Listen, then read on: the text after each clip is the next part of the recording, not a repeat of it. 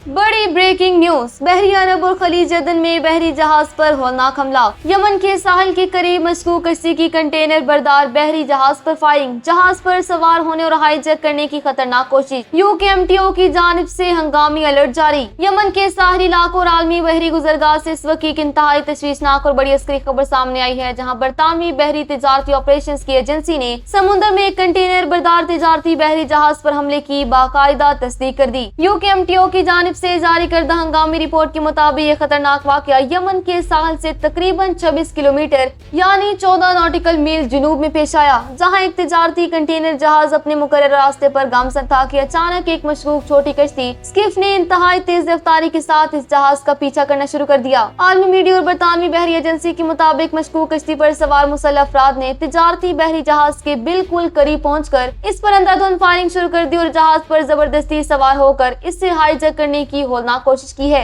इस हंगामी सूरत-ए-हाल के बाद इलाके में मौजूद तमाम तिजारती जहाजों को इंतहाई अलर्ट रहने और सख्त हिफाजती इकदाम करने की हिदायत जारी कर दी गई। अभी तक जहाज के हमले की हिफाजत या किसी जानी नुकसान की तफसीलात सामने नहीं आई, ताहम इस ताज़ा हमले ने खित्ते की बहरी सिक्योरिटी और बैनुल अक़वामी तिजारत के लिए एक नया खतरा खड़ा कर दिया।